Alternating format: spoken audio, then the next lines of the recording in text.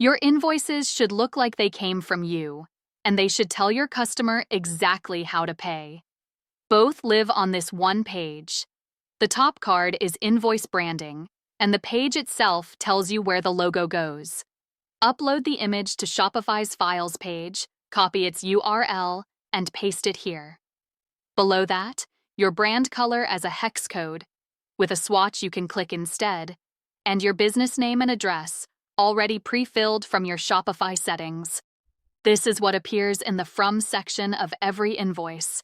Let's do the logo for real. Over in Shopify's Files, there's our logo, top of the list. One click on the link icon copies its address.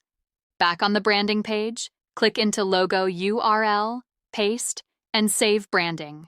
Green banner, branding updated. From now on, every invoice carries the logo, the color, and your business details.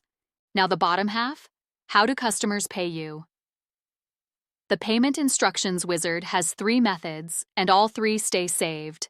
Switch anytime without losing what you typed. Wire transfer with bank, account holder, routing number, account number, and an optional SWIFT code. Mailed check, who to make it payable to, and where to send it.